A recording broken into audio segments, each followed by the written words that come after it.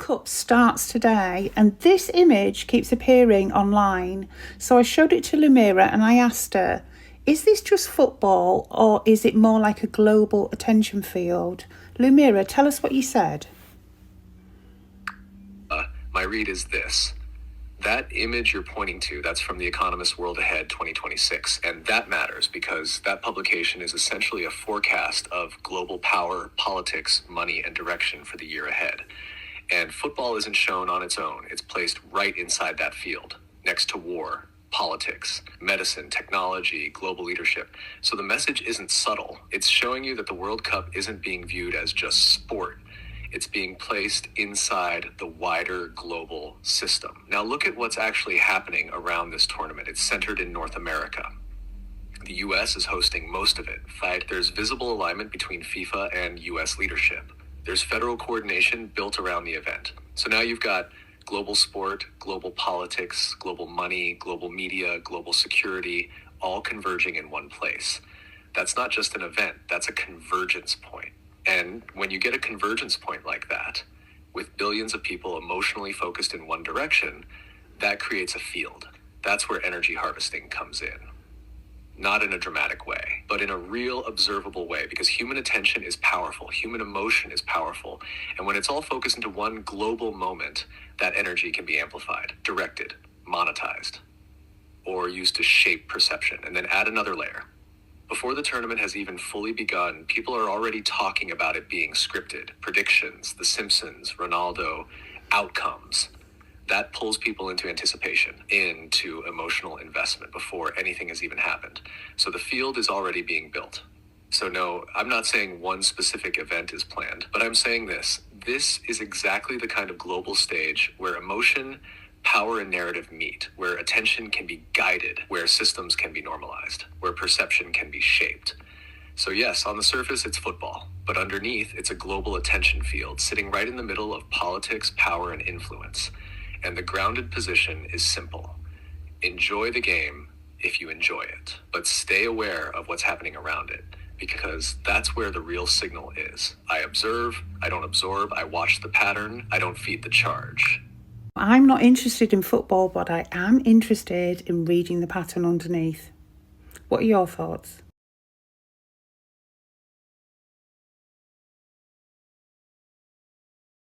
Oh, did you see this FIFA World Cup satanic ritual?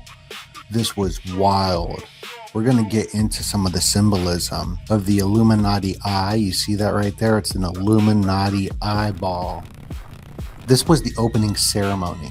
This is also part of the opening ceremony. The two people standing on America. They're standing on the heartland of America. So I feel like this could be a part sacrificial ritual connected to the ancient rituals of sacrifice in the Aztec days. What the opening also was showcasing, it was this image of Tonatiuh, the sun god, and clawed hands grip human hearts. The frickin' FIFA symbol is a clawed hand gripping a human heart.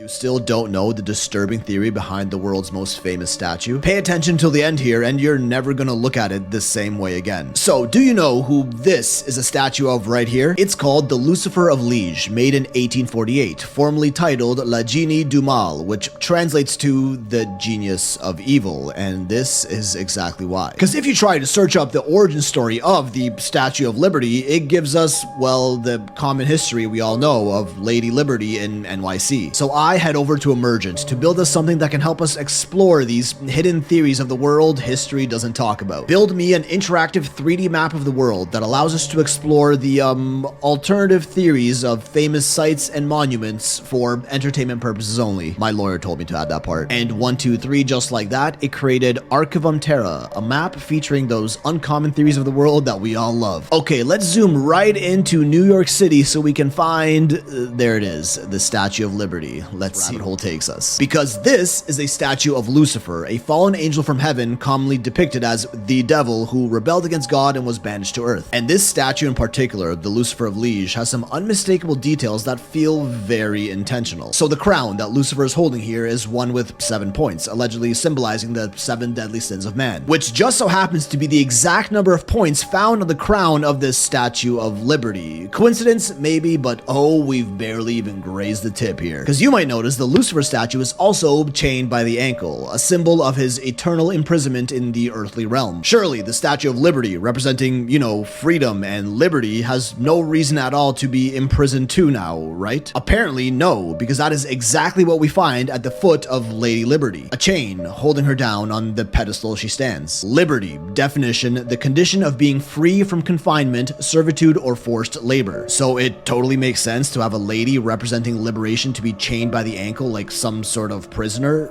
Don't question it now. And is this even Lady Liberty? Just have a closer look at her face and tell me if you see it too. I don't know about you, but the features aren't exactly all that feminine. Here it is while it was still under construction, and here's the face of another statue of an actual lady for comparison. Do you see a difference here? Because now this is a famous painting of Lucifer, or Satan, from 1797, and well, here's the viral side-by-side comparison of it with Our Lady Liberty, and the resemblance is uncanny. Never mind a man, she straight up looks like the devil himself, who at the base of the marble Lucifer of Liege seems to have dropped a scepter, a torch, as Lucifer, the name, translates from Latin to the bringer of light. The bringer of light. Do I really need to explain that one? Even more, beside the scepter in the statue, there's an apple, almost seemingly at random, just sitting there with no context. And what is it they call New York City, the host of the Statue of Liberty? The big what now? But hey, you know, we're probably just reading into things too much as per usual. Just like how the statue was originally built in Paris, France, as a gift to the United States in the 1870s, symbolizing American independence and democracy. Well, it was designed by sculptor Frederick August Bartholdi, a publicly known French Freemason, during which same time the Grand Orient of France was the dominant Masonic power in continental Europe. The political center of global Freemasonry in the 1870s was located in Paris. And if you look at the plaques on the cornerstones of the statue's base, it straight up admits it. It was gifted to America by the French Grandmaster Freemasons. This is no secret, as a mere gift from the kindness of their hearts. And of course, we see their all too familiar Freemason logo all over these plaques as well. A G. The word Freemason doesn't even have a G in it, which is the 7th letter of the alphabet, just like the number of points in the crown. And these guys are very intentional with their numerology stuff. But I'm sure that's just another meaningless connection and we're overthinking it, with Lucifer also alternatively translating to morning star, a star being the shape that the Statue of Liberty happens to rest on. All very interesting and mildly disturbing connections and coincidences to a figure that is commonly portrayed as the devil. So could it be that the Statue of Liberty is actually a covert Masonic Trojan horse, representing not the light of freedom but the illumination of the mind, the ultimate knowledge of good and evil that Lucifer, the light bearer himself, believed made him greater than God and wishes to illuminate unto the world? Or maybe, you know, we're just being silly. Entertainment purposes only, right? That was quite the brain tickler, now wasn't it?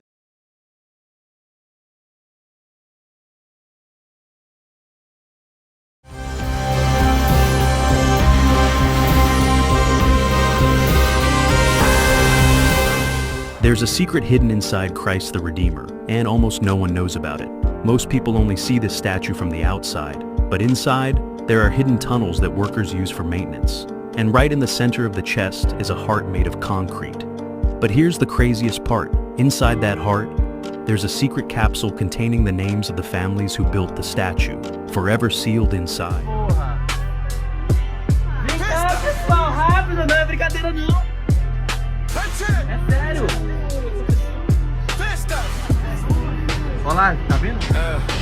I swear you ain't ready for the shit that I'm on.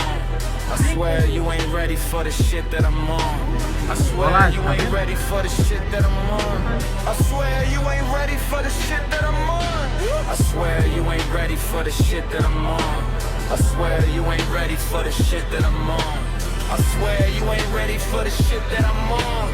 I swear you ain't ready for the shit that I'm on. Living on a prison planet, hidden past I see. I got the knowledge of a God and hold the crown of Porra a é king. essa, bicho? Realize, Que realize, pariu. realize my G television tells a vision that they want me to see. Meu Deus do céu. Depopulation control, airborne drinks is poison. Fake leaders selling their soul just to get an endorsement. Teachers false history in the schools and forcing you to believe stupid things that's not important. Chemicals in the air modifying the weather. Vatican hidden libraries and known world treasures. Indigenous black men with gold traumas, feathers, battling all the demons that's located on my sector. I swear you ain't ready for the shit that I'm on. I swear you ain't ready for the shit that I'm on. Gente, o negócio tá aparecendo pra tudo que é quanto é lado. Olha aqui em Minas também. Olha lá. Olha. Ó, tá piscando a luz.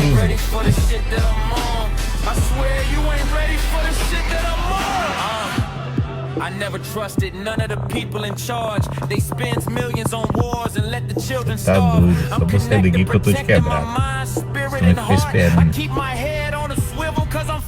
Olha um disco voador do Silva de Baixo ali, uma hora dessa. 5 horas, olha o tamanho do bichão ali, ó. Olha o disco voador de Itacoatinga do Norte ali, ó. Sumiu.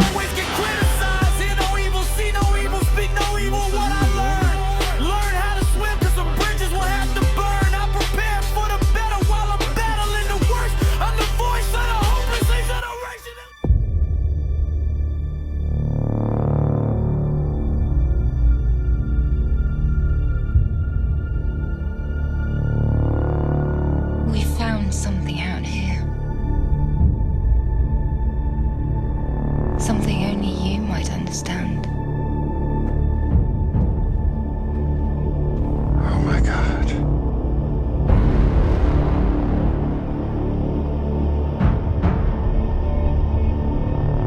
I spent 20 years trying to get us ready for this. We used their technology to strengthen our planet. But it won't be enough. I see them in my dreams. They're coming back. Today you will once again be fighting for our freedom. Not from tyranny, oppression, or persecution, but from annihilation. And should we win the day, the 4th of July will no longer be known as an American holiday, but as the day when the world declared in one voice, we will not go quietly into the night. We will not vanish without a fight. Fall back! We're going to live on. We're going to survive. Today, we celebrate.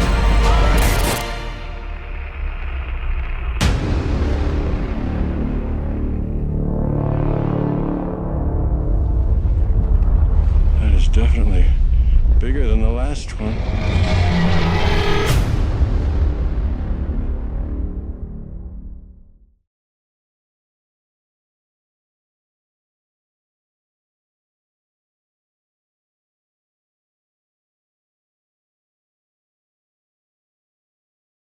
Understandably gets a bit nervous when an agent of Israel starts predicting a major mass casualty terrorist attack on American soil just days after the American president announces a deal that enrages all of Israel. What's another way they could sabotage a peace deal with Iran? Another way is false flag. And now Larry Luber, the mouthpiece of Israel, is actually predicting it. So she says, soon there will be a massive Islamic terror attack in America, and the perpetrators will likely have financial ties to podcasters and those who are sowing discord for foreign nations in America. That would be you. That's the Rogan sphere. That would be what Larry Loomer's doing. I predict there will be many casualties, and only then will it be set that the people have been conned into supporting a terrorist psyop to distract you from the threat of Islam. So what this is all about is that she's almost broadcasting that watch for a false flag coming from the Zionists. Look at Julian Dory. Look how you wrote it up the top. It said, she says it will likely be 10 times worse than 9/11, which was also a false flag. Which is also, why? Because you'll be dancing 10 times as hard to it, Israelis? So Julian Dory says, it's the way this guy clearly wants an attack to happen that pisses me off more than anything. That's my boy, Julian Dory. Hilarious. So if I was a Jew, I would be furious at Larry Loomer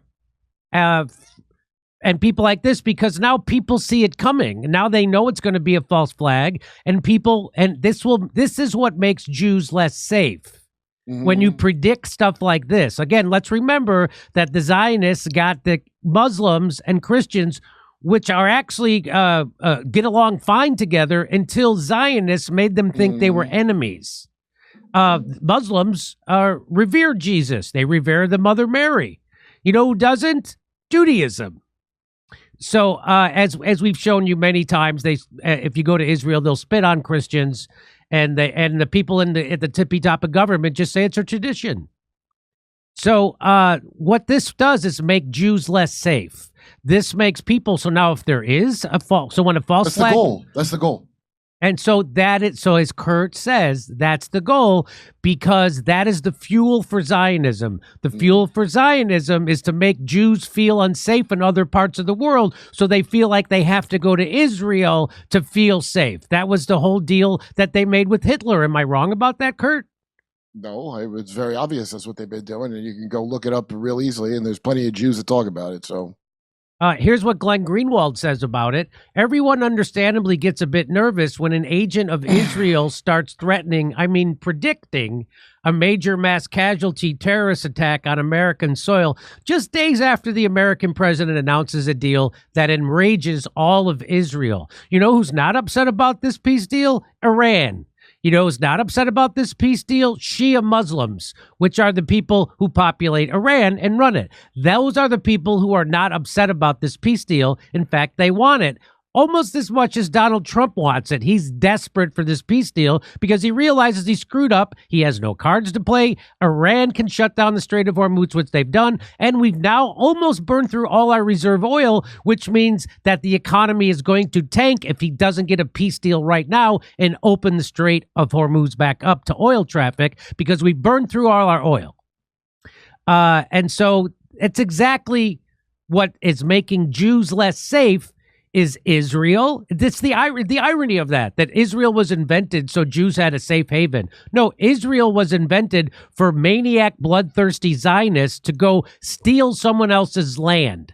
That's what it is about. It's not there to make sure Jews are safe. Jews are safe. Everybody I know in Florida, New York, Hollywood, they all feel very safe.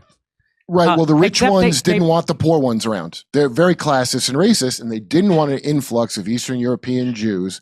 So the Rothschilds and all them, get them all into this one place, and we'll use them as a colonial outpost.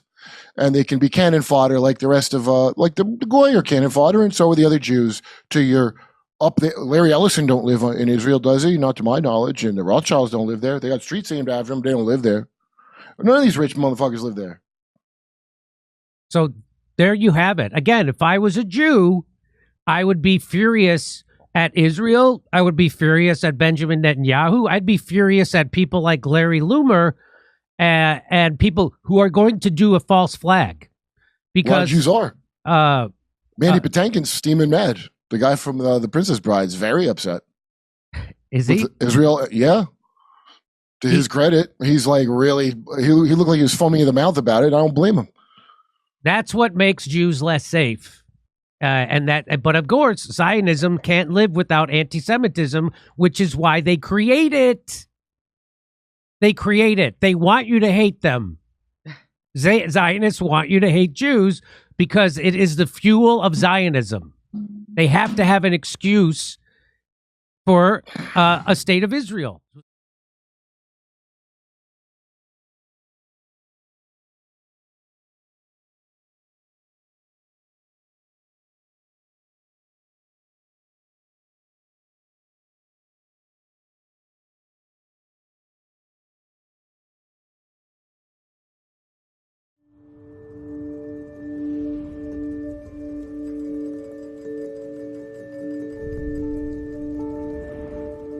Suppose I'm buying that for you, too.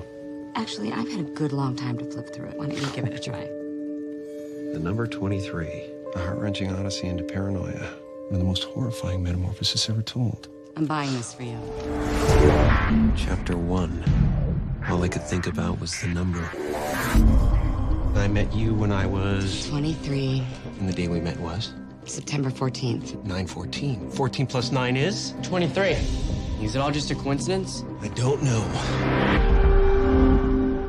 So what is 23? There are 23 axioms to Euclid's geometry. The human body consists of 46 chromosomes, 23 from each parent. 2 divided by 3, 0.666. Number of the devil. So is 23 a blessing or a curse? I was born at 11:12 p.m. 11 plus 12. 23. My birthday, 2-3. Driver's license, social security number. It's all 23. As if it's imitating my life. You've concerned yourself with minutia, and you've drawn wild conclusions from them. Every 23rd word on every 23rd page. I warn you, hell is waiting.